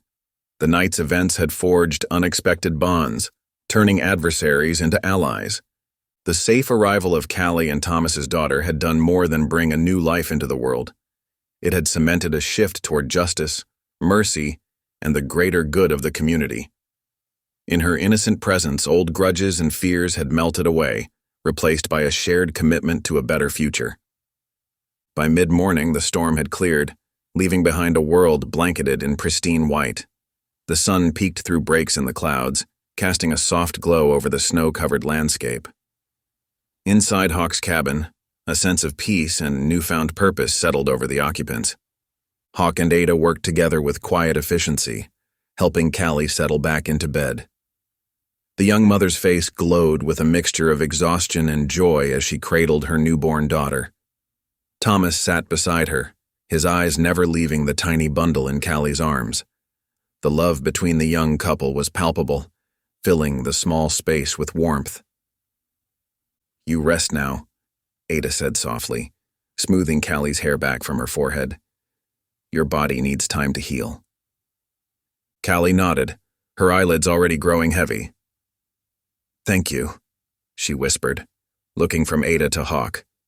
"For everything." Outside, the crunch of snow under horse hooves announced Marshal Pike's departure. He had Jameson in custody, the disgraced railroad agent's hands bound and his face set in a scowl. Pike tipped his hat to the group gathered at the cabin door before urging his mount forward, heading back to town to see justice done. Reverend Boone remained behind, helping Hawk stoke the fire and prepare a simple breakfast of cornbread and coffee. As they ate, talk turned to the future and the newly established trust for Widow's Spring. "We'll need to set a date for the first meeting," Boone said, his weathered hands wrapped around a steaming cup. "Get everyone together to discuss how we'll manage the water rights fairly." Hawk nodded, his gaze drifting to where Callie lay resting. "Reckon it's important to get it right from the start," he said, "for all our sakes." As the conversation continued, Callie stirred, her eyes finding Hawk's. "Will you be staying in town more now?" she asked softly, a hint of uncertainty in her voice. Hawk's expression softened. He glanced at Ada, who gave him an encouraging nod, then back to Callie and Thomas. "I reckon my place is with the family we've made here," he said, his voice gruff with emotion. Ain't no need to be up in them mountains all alone anymore. Relief and happiness spread across Callie's face, mirrored in Thomas's smile. The bond between them all had grown strong through adversity, forging a chosen family that transcended blood ties. As the afternoon sun climbed higher, Hawk and Ada prepared to ride out to Widow's Spring. They bundled up against the lingering chill, their breaths forming small clouds in the crisp air. We'll be back before sundown, Hawk assured Callie and Thomas. You two just focus on resting and getting to know that little one. The ride to Widow's Spring was peaceful, the world around them hushed under its blanket of snow. As they approached, the sound of running water reached their ears, the spring's flow steady despite the recent freeze. Ada dismounted first, her boots crunching in the snow as she approached the water's edge. Hawk joined her, both of them taking in the sight of the spring, its banks framed with delicate ice formations that sparkled in the sunlight. It's beautiful, Ada murmured, her eyes tracking the water's path. Hawk nodded, already assessing the landscape with a practical eye. We'll need to mark where the pipe gate should go, he said. Make sure the water's divided fair for everyone. Together, they walked the perimeter of the spring, discussing the best placement for the future infrastructure. The air around them was crisp and clean, filled with the scent of pine and fresh snowmelt. It smelled like possibility, like a new beginning.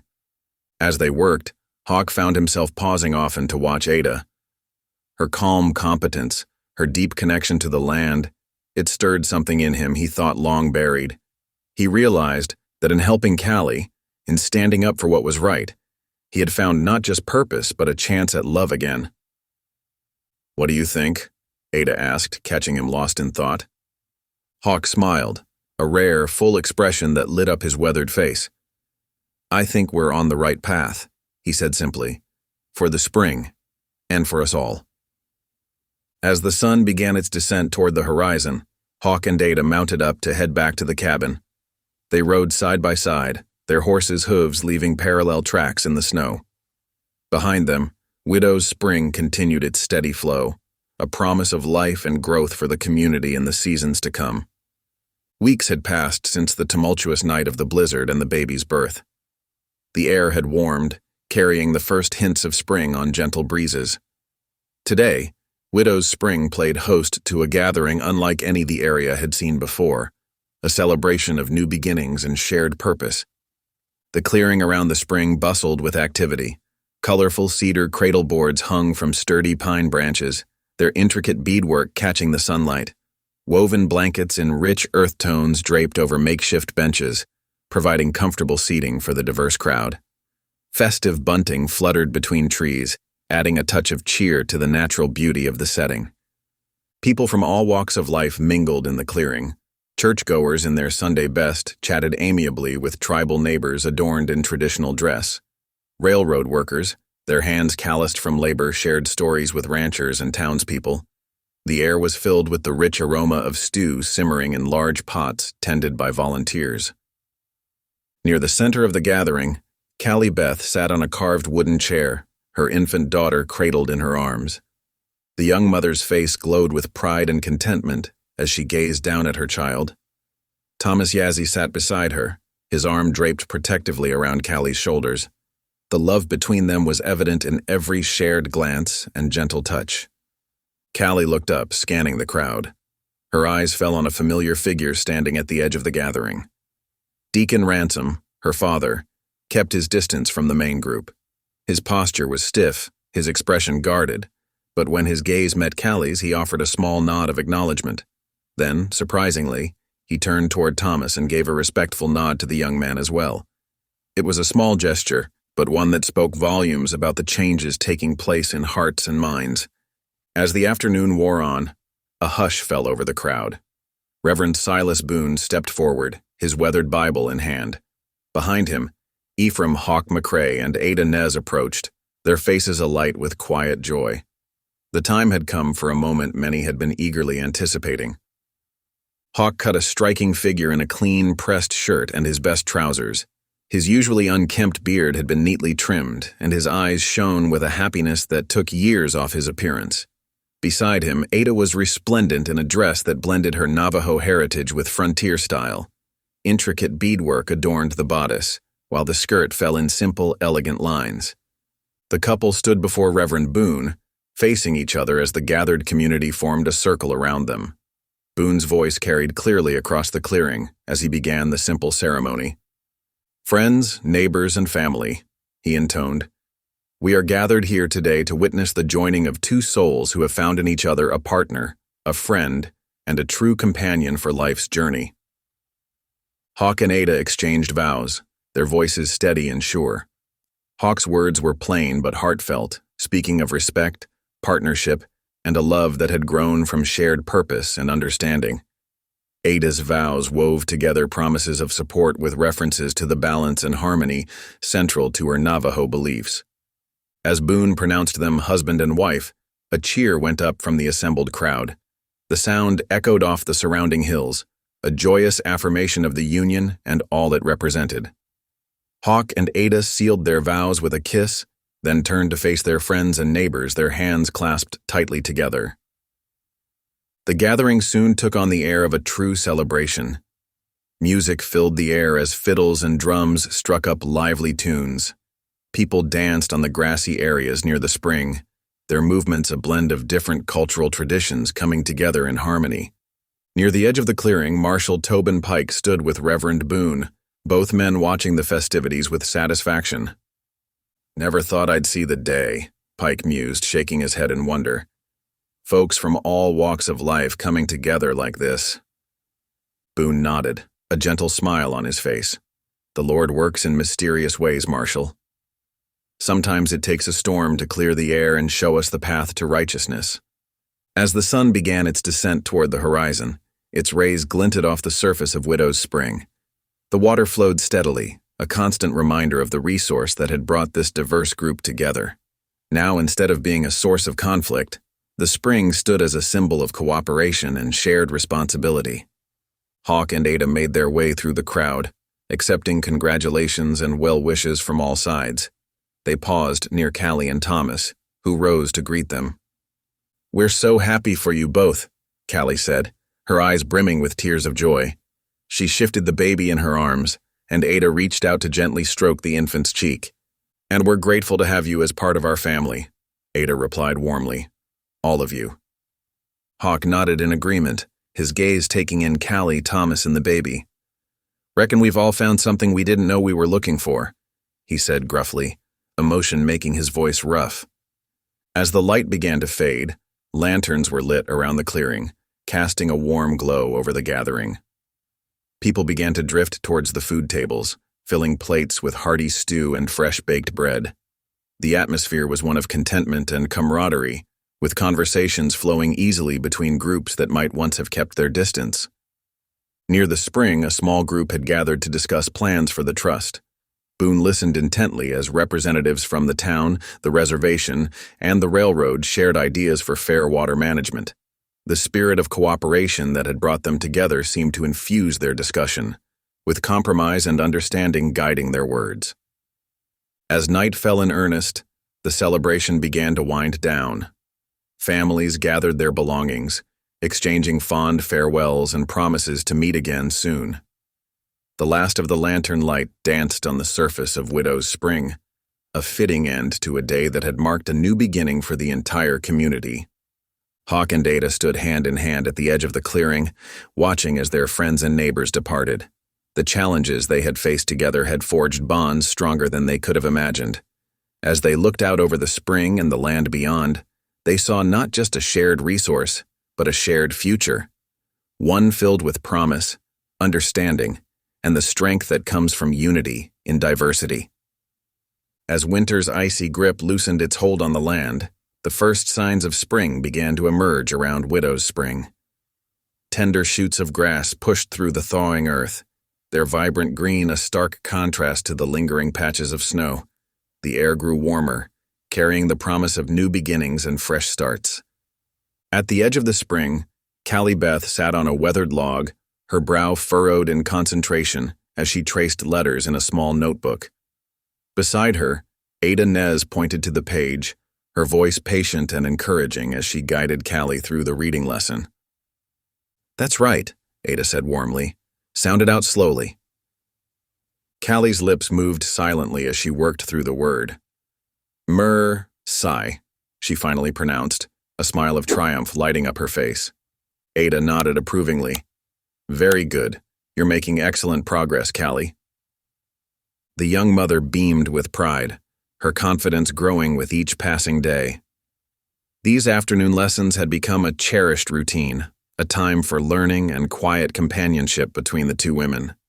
As they finished the day's lesson, Callie gathered her materials and stood, stretching her back. "I'd best be getting to the mercantile," she said. "Got to update the trust accounts before closing time." Ada rose as well, brushing off her skirt. "You're doing a fine job with those books, Callie. The whole community benefits from your careful accounting." Callie's cheeks flushed with pleasure at the praise. She had found an unexpected talent in managing the finances for the widow's spring trust, her natural head for figures making her an invaluable asset to the community project. As Callie made her way towards town, the sound of ringing hammer blows echoed from the blacksmith's shop. Inside, Thomas Yazzie worked with focused intensity, his strong arms guiding the hot metal into shape on the anvil. His apprenticeship had flourished over the past months, his skill growing by leaps and bounds under the guidance of the town's master blacksmith. Thomas paused in his work, wiping sweat from his brow as he admired the intricate design taking shape before him. Pride swelled in his chest, not just for his craftsmanship, but for the life he was building here, a life that included Callie and their daughter, a future full of promise. At the cabin near the spring, Ephraim Hawk McCrae emerged from the doorway, cradling little Mercy in his arms. The baby girl, now several months old, had grown strong and healthy, her chubby cheeks and bright eyes a testament to the love and care surrounding her. Hawk lifted Mercy high above his head, eliciting a delighted giggle from the infant. "Look at you, little one," he said softly, his gruff voice gentled by affection. "Strong as a mountain pine you are." He walked towards the spring, Mercy secure in his arms. As they approached the water's edge, the late afternoon sun broke through the clouds, its golden light dancing across the surface of the spring. The sight never failed to take Hawk's breath away.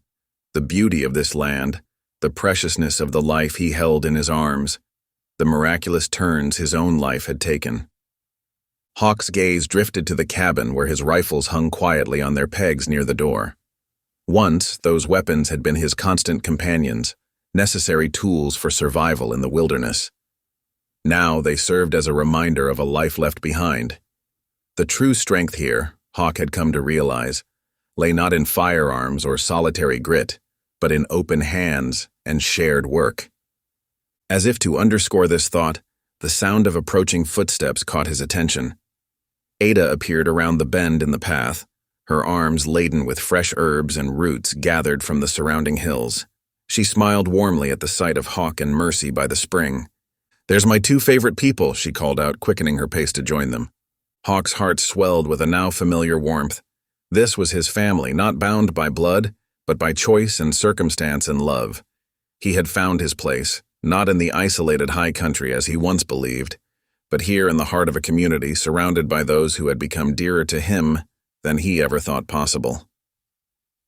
As Ada reached them, she set down her basket and held out her arms for Mercy. The baby went to her eagerly, babbling happily, as Ada peppered her chubby cheeks with kisses. "How was your gathering?" Hawk asked, gesturing to the basket of herbs. Ada's eyes lit up with enthusiasm. "Bountiful," she replied. "The spring thaw has brought out so many healing plants. I'll be able to replenish my stores and share with the reservation clinic as well." Their conversation was interrupted by the melodious sound of church bells ringing in the distance. The clear tones carried easily on the spring air, a reminder of the town's rhythms and the larger community they were now an integral part of. As if on cue, a gentle breeze wafted past them, carrying with it the enticing aroma of fresh-baked bread. The scent spoke of hearth and home, of shared meals and warm companionship. Hawk took a deep breath, savoring the moment. "Smells like Sarah's got a batch just out of the oven," he remarked, referencing the town baker whose generosity had become legendary. Ada nodded, adjusting Mercy on her hip. Perhaps we should head into town, she suggested. Pick up a loaf for dinner, see how Callie's doing with the books. Hawk agreed, and they set off down the path towards Mercy Gulch. As they walked, Hawk found himself marveling at the changes in his life. Once, he had measured his days by the pelts in his traps and the distance between water sources. Now his world revolved around family dinners, community meetings, and the milestones of a growing child. The mountain man had indeed found his place not in solitude, but in the midst of a family and community he had helped to build. The journey had been unexpected, fraught with challenges and moments of darkness. But through it all, a thread of mercy had run, weaving together lives that might otherwise have remained separate. As they approached the outskirts of town, Hawk and Ada paused, looking back at Widow's Spring in the distance. The water glinted in the fading sunlight, a constant reminder of the resource that had brought them all together, and the responsibility they now shared in its stewardship. Who'd have thought, Hawk mused, his voice soft with wonder, that a simple spring could change so much? Ada leaned into him, Mercy nestled between them. It wasn't just the spring, she said wisely. It was the mercy shown, the hands extended in help rather than turned away. That's what truly changes everything. Hawk nodded, understanding the profound truth in her words. As they continued into town, greeted warmly by neighbors and friends, he felt a deep sense of peace settle over him. The challenges they had faced, the bridges they had built between cultures and individuals had led to this, a lasting peace, a shared responsibility, and the unshakable knowledge that acts of mercy, no matter how small, could transform lives and communities. The story of Widow's Spring and the unlikely family it had brought together would be told for generations to come, a testament to the power of compassion, the strength found in unity, and the enduring truth that when mercy leads the way, even the most improbable of happy endings become possible. Thank you for listening. Stories connect us in the most unexpected ways. If you felt that spark today, make sure you're subscribed. I share a new one daily, and the next might change your day.